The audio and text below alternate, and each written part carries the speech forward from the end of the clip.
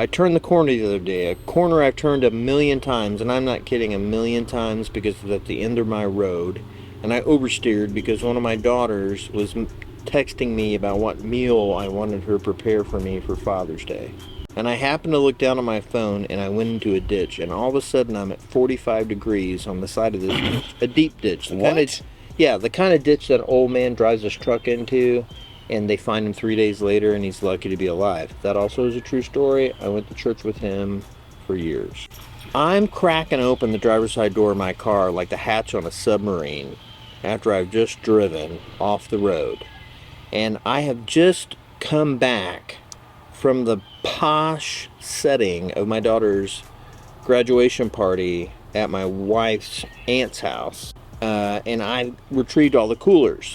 So I have coolers full of beer in my car in the ditch, and they've popped open, and I have cans of beer strewn all over my car.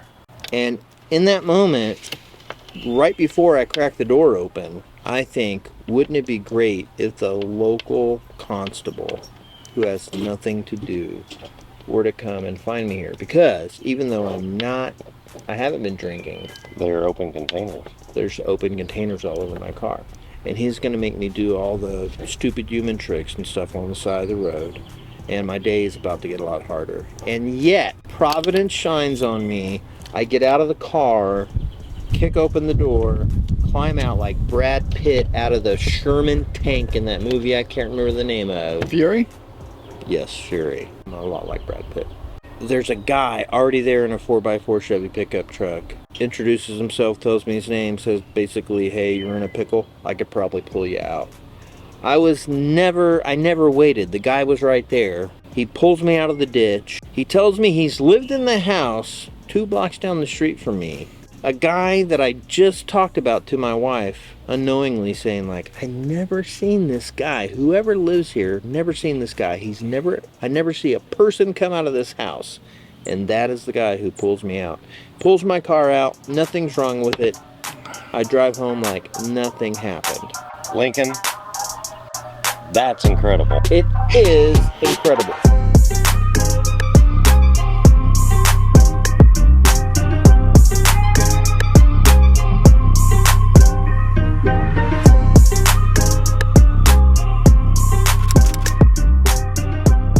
I think one thing that's incredible is your recent concert experience. Yeah, I gotta tell you, the Dixie Chicks, they played 5 songs. I'd only heard of one of them. I'm telling you, that wasn't that bad. I did not enjoy it. And then 5 songs was... 5 songs enough for her. But I know that I paid $40 for a $10 bottle of wine. And I was like, this will be my drink for a show. Who opened? I don't know. Somebody I never heard of. Hattie Griffin. Who? Patty Griffin. Dude, she's a shiznizzle. Patty Griffin sings one of my favorite songs ever. I'm blanking on the exact name of the song right now. I think it's called When It Don't Come Easy. And it is a very inspirational song about just like true, committed, dedicated, rescuing love.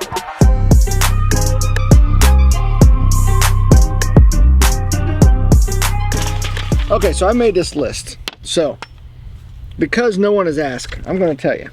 I went over my 10 most favorite sitcoms of all time. Now, it's just for me. It's not for everybody. Like, I know Cheers was good, but I didn't watch Cheers. I watched it, but I didn't know. I didn't understand the dynamic of Sam and Shelley Long, whoever Shelley Long was. If the show is still going on, it does not count. So Yellowstone's out. Peaky Blinders is out. Okay, so number 10. I'm not excited about number 10, but number 10 is Sons of Anarchy. I did not like that show at first, but then as soon as I started watching it, I was kind of hooked. Yeah, the Sutter guy, the same guy who wrote The Shield. Katie Seagal's in it. Katie Seagal. She's by far the worst in that show. Number 9, Boardwalk Empire. The best HBO show in my opinion. Better than Sopranos. I didn't watch the one where everybody was dead that worked at a funeral home. Which one was that? I didn't watch that one. I know that one. 6 Feet Under. 6 Feet Under. I didn't watch that one. It was good. But it was good. For me, Boardwalk Empire. Number 8 is The Office. I have The Office low as number 8. Office 8, man. It is because it's the most. I rewatch it the most. The British original? No, not Ricky Gervais. But the reason it's so low on the list is because I have not watched one single episode that doesn't involve Michael Scott. So as soon as Steve Carell left, I quit watching it. So I feel like there was a lot of seasons after that. So I can't know if I can rank it higher than that. Number 7, Everybody Loves Raymond. It's just awesome. Singularly responsible for demasculating men everywhere. If you go within the A great show. episodes of Everybody Loves Raymond, it could go on forever. For me, she's the one when Robert falls for the frog lady is the funniest one out of all of them. That's just my opinion. Number 6, I have Ozark. I was able to put Ozark in because it just finished. I don't know about spoilers. I don't give a shit about those, but I thought it was crappy that they killed off. Let me about the bubble. You cannot do that, dude. I haven't seen the last season. Dude, the last season. And I listen to Smartless, man. But the last season's been out for 2 years. If you ain't seen it by now, you ain't What are you? It's been out that long? seen it. A year. This is how much I work. Okay, anyway, we'll keep going. Number 5, Breaking Bad. I had a couple stinkers, but all in all, from start to finish, I thought Breaking Bad was awesome. Number 4 is The Wire. The best HBO show ever is The Wire. That takes place in prison? No, that's Oz. I think Stringer Bell, Avon Barksdale, James McNulty is the best character, maybe one of the best characters ever of any show. Number 3 is Seinfeld. I know that a lot of people think it's number 1. Company. Well, the ending. It was a turd. Number 2 is Scrubs. I think Scrubs is better than Seinfeld in the regard They that... went on to make Garden State. With, Zach Braff did, yeah. But now, the very, very, very last season of Scrubs, like when they tried to do like the new school thing, it was awful. They're But kind of trailing off. I'm not gonna count that one. I think Scrubs is better because it's more I don't want to say a well-rounded show, but like each episode, sometimes you cry and you laugh, and I think it was very I don't know. It's really good. My favorite show of all time is Justified. Raylan Givens, Boyd Crowder. I wanted to name my dog Boyd Crowder, but it got vetoed. To me, that's the best show ever made. I don't know if it's the writing. I'm not. I won't pretend like. So, are I you a know. Longmire fan too?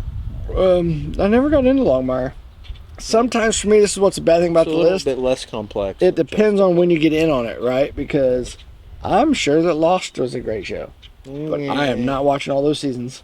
I don't watch any Chicago Meds or Fires or Police which or is K9 different. Unit. Breaking or, Bad, you could totally go whatever. back and binge watch. And Right.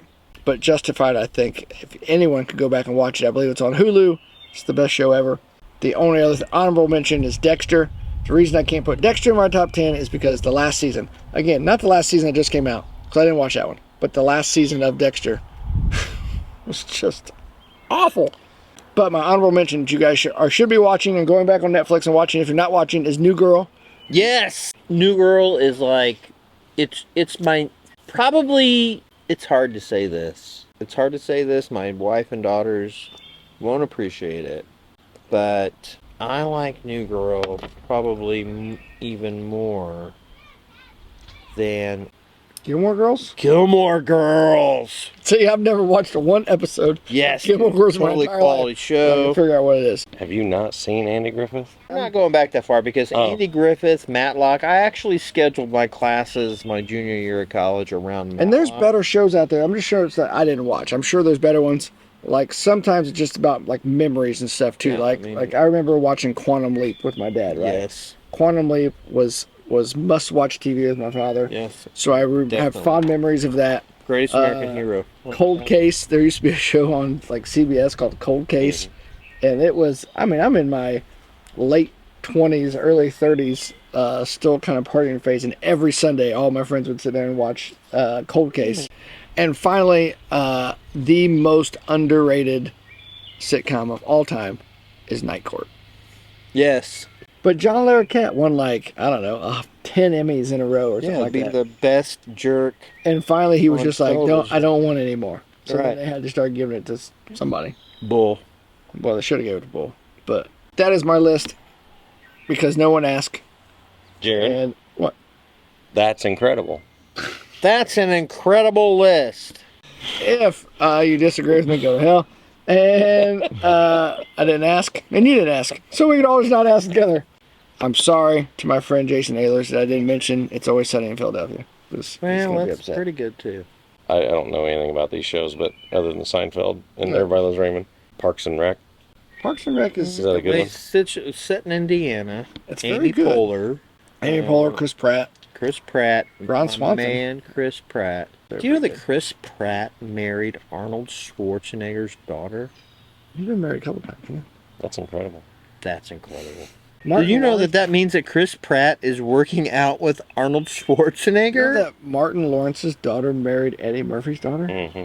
They're getting married. But anyway, this is all I could come up with. I now have to go clean my awning. This is my plan for my awning. I'm gonna put it out and go. Listen, I'm going to call It's it looking now. pretty rough. I'm going to call it now. Ah, it's getting dark. One of the Today is the longest day of the year. It is. Yeah. Well, It there doesn't goes get that dark excuse. until like Dude, you 10 drink o'clock. Oh, you're down to what? 3 bangs a day in a monster, 2 bangs in a monster.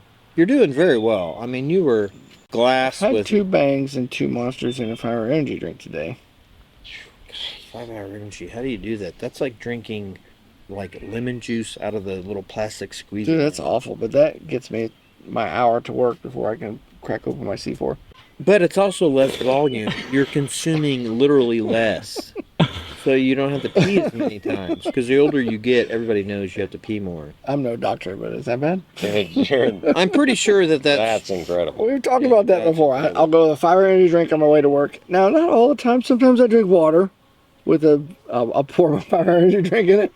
And I'll drink that on my way to work. I get to work, I crack open a C4. 9 o'clock, it's Monster. Noon, Monster. 2 o'clock, bang. Monster on the way home. Depending on what happens, maybe another Monster, but not as often. Because I still go to bed at 8:30.